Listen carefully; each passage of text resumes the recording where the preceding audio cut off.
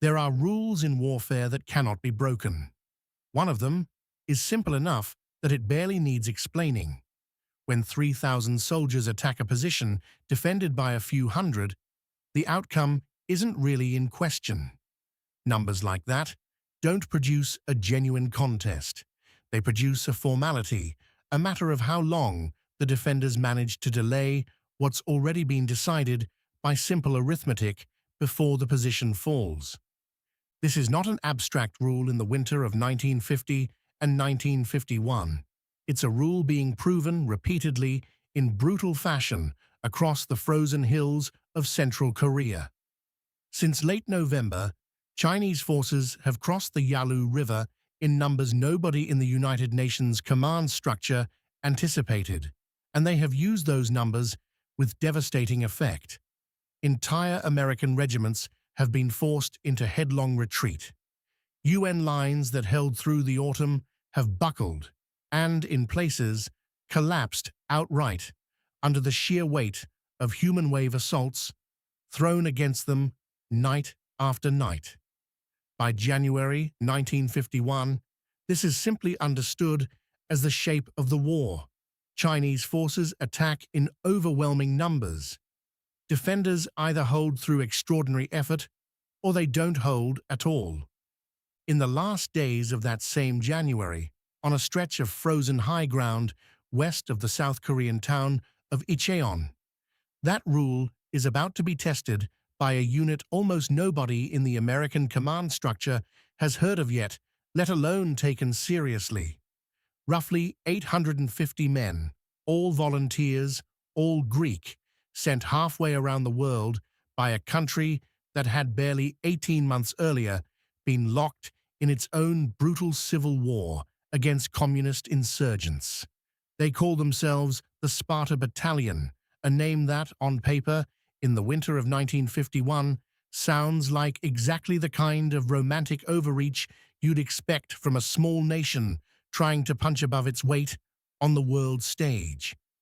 Within the year, that name will stop sounding like a boast and start sounding, to the American officers who watch these men fight, like a simple statement of fact. Lieutenant Colonel Georgios Koumanakos commands the battalion, and the way he built it says almost everything about what kind of unit this is going to be. His officers weren't selected for rank, for political connections, or for seniority. They were selected first for fluency in English, so they could operate seamlessly within an American command structure, and second, for combat experience that most of their American counterparts simply didn't have.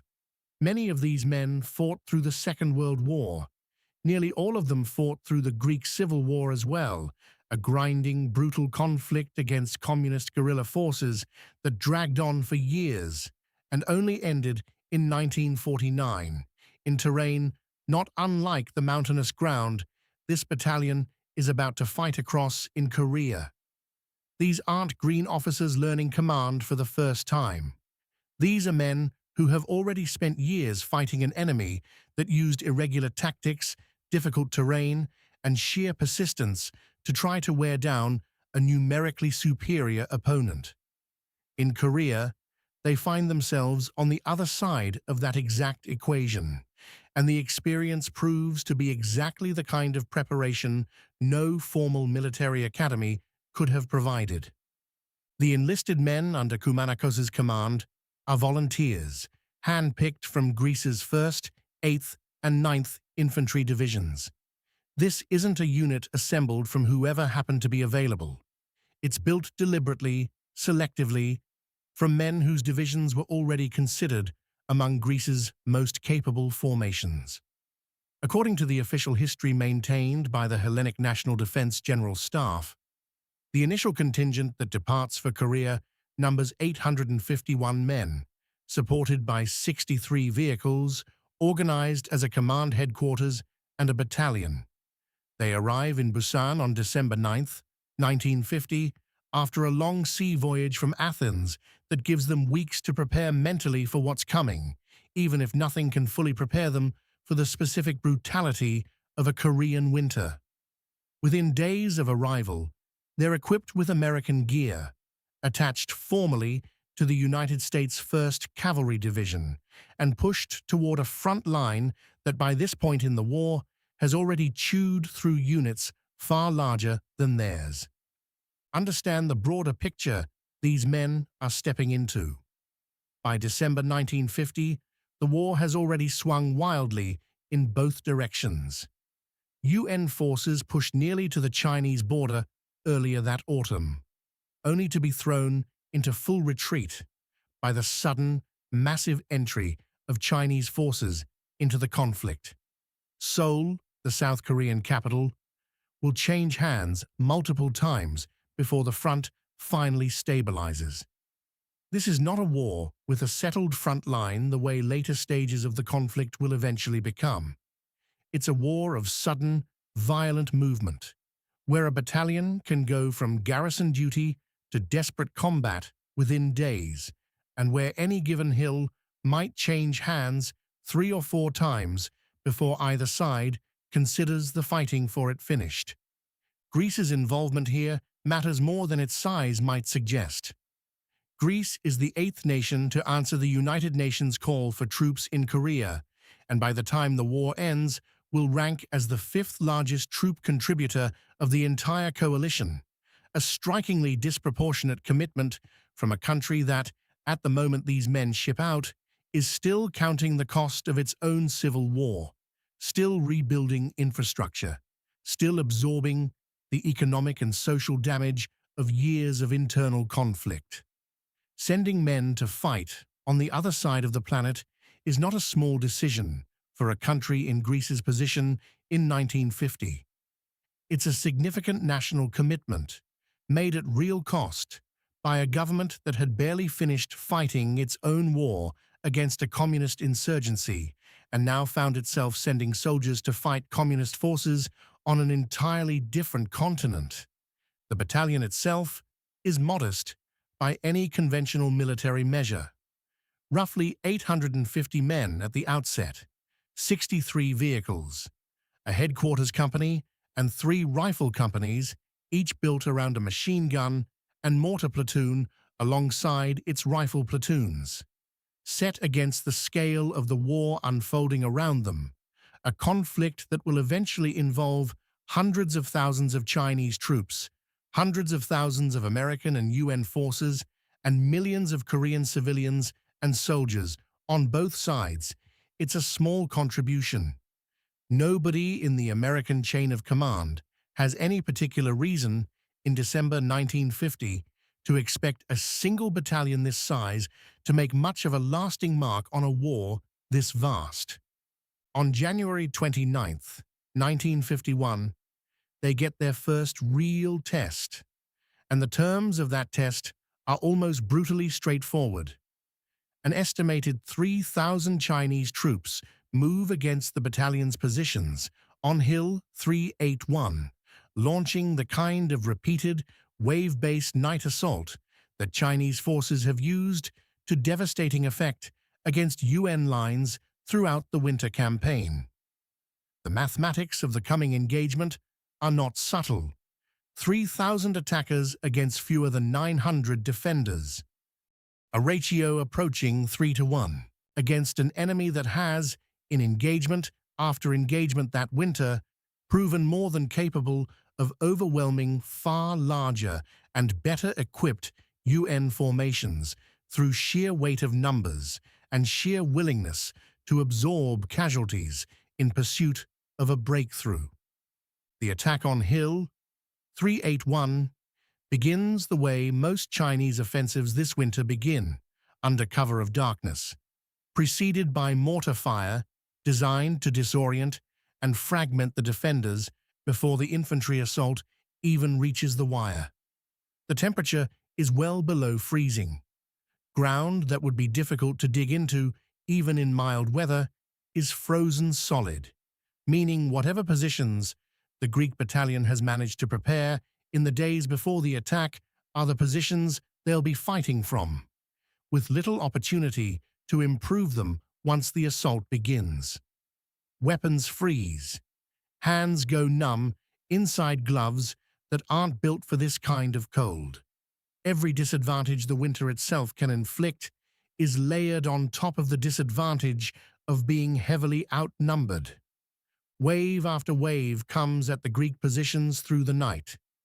Kumanikos' men dug into cover that offers little more than frozen earth, and whatever they've managed to build with their own hands hold their ground through disciplined, controlled rifle fire, conserving ammunition where they can, concentrating it where the pressure is heaviest. When the fighting closes to point-blank range, and on a night like this one, at these numbers, it inevitably does. The battalion holds with bayonet charges that push back assault after assault, rather than allowing any single breach to widen into a general collapse of the position. This is exactly the kind of close quarters, attritional fighting that men who survived the Greek civil wars' mountain campaigns understand instinctively, even if nothing fully prepares a soldier for facing it in sub-zero Korean temperatures against an enemy this large. This is not a battle decided in one dramatic instant. It's decided the way most defensive stands against a numerically superior, determined enemy are actually decided in reality rather than in dramatized retellings.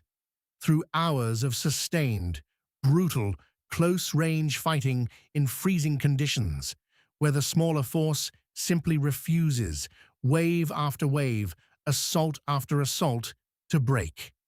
By the time the attack is finally repelled, as dawn approaches, the battalion has inflicted heavy casualties on a force nearly 4 times its own size and has held the position it was ordered to hold. It's the battalion's combat baptism in Korea, and it establishes something in the minds of the American officers watching this unfold that will matter for the rest of the war.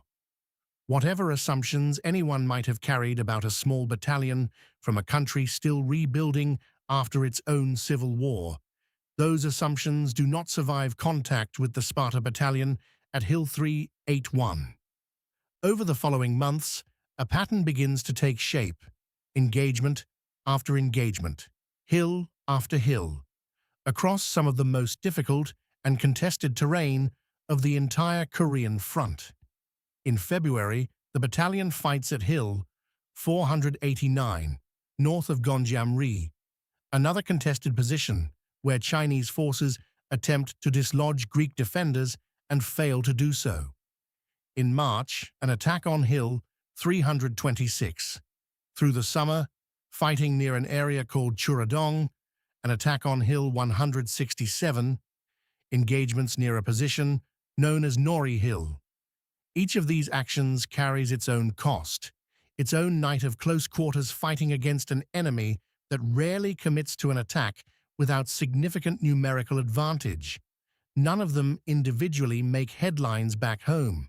None of them are, on their own, the kind of singular dramatic moment that gets a battle its own name in the history books. But taken together, across 6 months of nearly continuous contact with the enemy, they build something that matters enormously to the officers responsible for holding this section of the front. A reputation. A battalion that consistently holds the ground it's ordered to hold, and consistently takes the ground it's ordered to take, regardless of the odds stacked against it on any given night.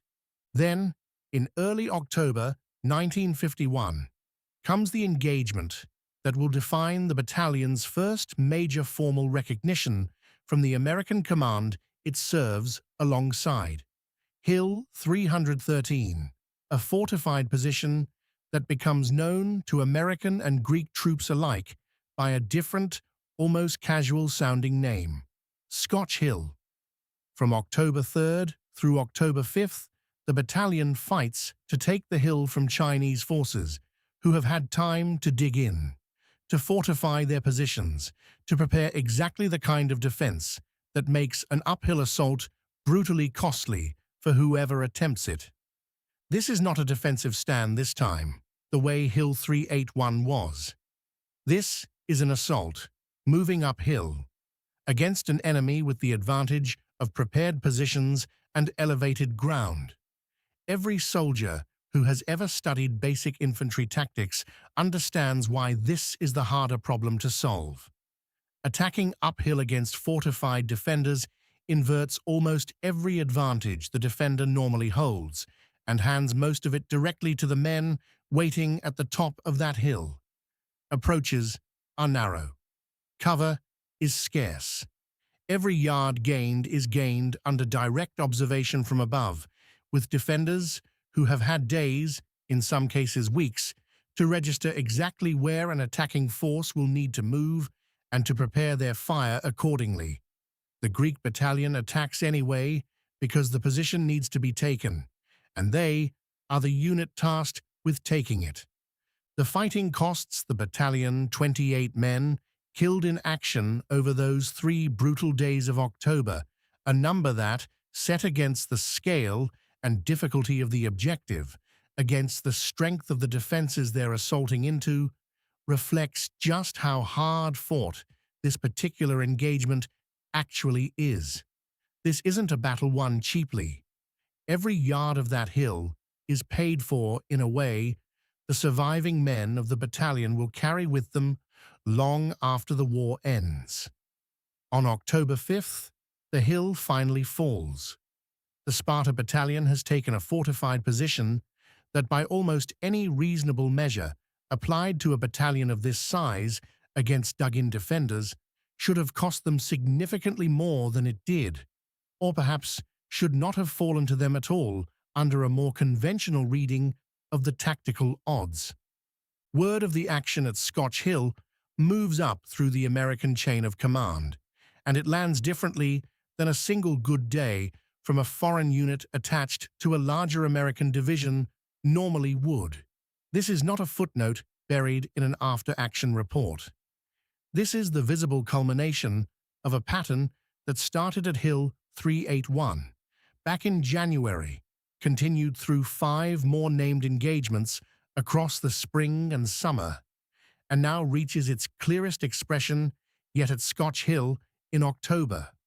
A battalion that performs consistently at a level that draws serious, sustained attention from commanders who have watched plenty of larger, better-resourced units fail to hold ground under far less sustained pressure than this particular battalion has now faced repeatedly across nearly a full year of combat. In February 1952, the recognition finally comes through official channels. The United States government awards the Sparta Battalion its first Presidential Unit Citation, one of the highest collective honors the United States military is capable of bestowing on any unit, foreign or American, awarded specifically for the capture of Scotch Hill the previous October.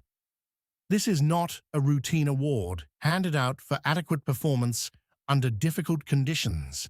It's reserved specifically for extraordinary heroism, and the fact that it's being awarded to a battalion that had begun with roughly 850 men, expanded by this point to just over 1,000 Greek soldiers serving as a single attached unit within an American division, says a great deal about exactly how seriously American commanders took what they had personally witnessed these men accomplish across the preceding year.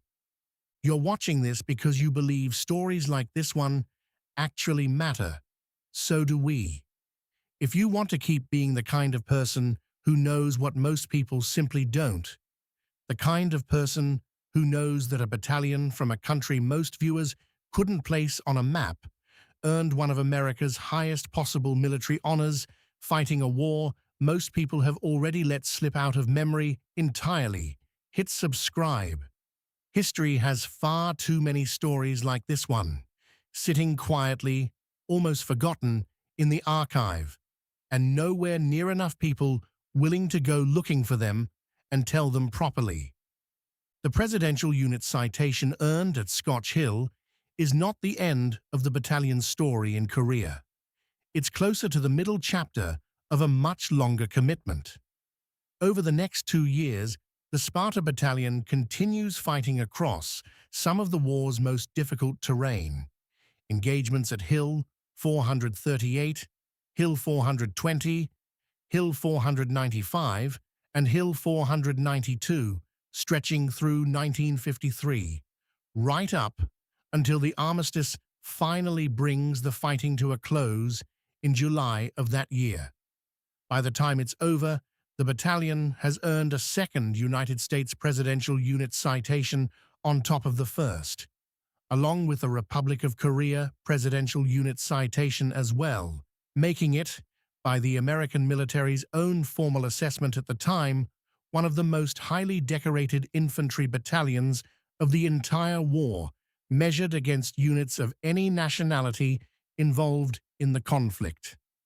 What begins in December 1950 as a modest, almost easily overlooked contribution from a country still actively recovering from its own internal war becomes, over the following 3 years, something the American command structure in Korea comes to genuinely rely on.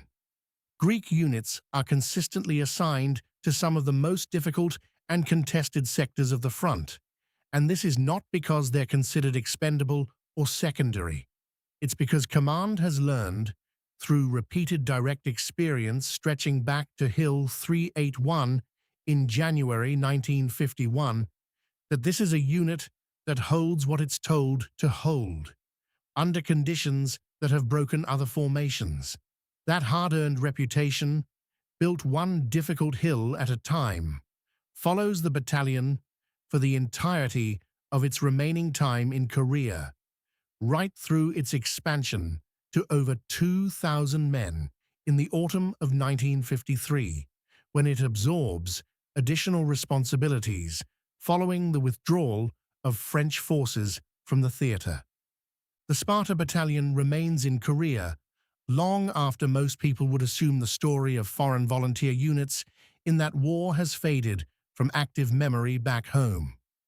The Hellenic Army infantry component doesn't actually withdraw from Korea until December 1955, more than 2 full years after the armistice was signed, continuing as part of the ongoing United Nations presence tasked with maintaining the ceasefire line through the years immediately following the war's official end.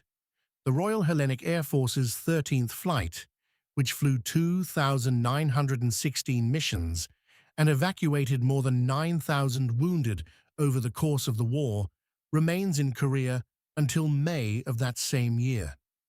The numbers involved in Greece's total commitment to Korea are worth sitting with.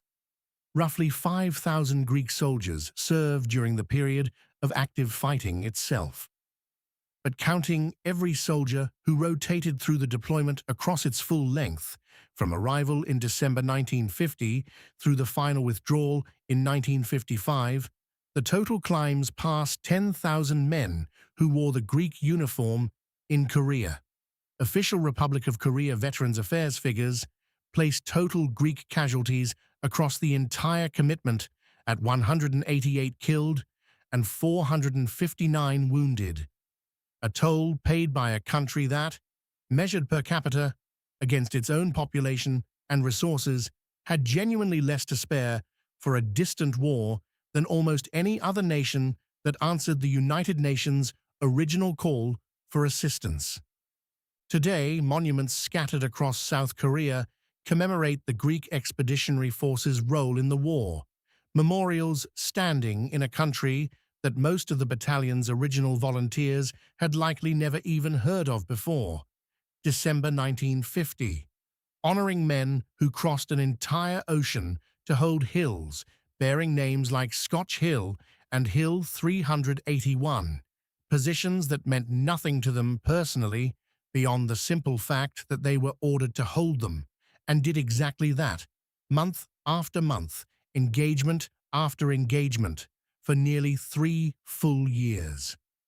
By an American assessment given to a United Nations session near the end of the war, the Greek battalion stood as the most heavily decorated infantry battalion of the entire conflict, a distinction earned not through a single dramatic moment, but through nearly 3 uninterrupted years of exactly the kind of performance first demonstrated on a frozen hillside in January 1951.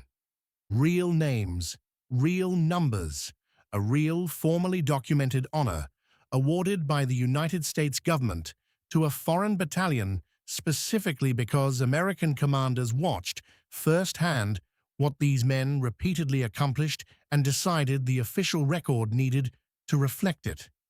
If that reality moved you even slightly while watching this, the like button is a simple way of saying so. Subscribe if you want more stories like this one, documented, verified, and far too rarely given the attention they've genuinely earned. Where are you watching this from? If you share a heritage, a hometown, or even just a passing curiosity about this particular story with anyone connected to it, tell us in the comments below. These connections tend to matter more than people initially expect. Thank you for speaking Koumanakos and the Sparta Battalion's name by watching this video all the way through. The most powerful thing any of us can still do for soldiers who fought a war the wider world has mostly let itself forget is to simply say, clearly and accurately, what they actually did. You did exactly that today,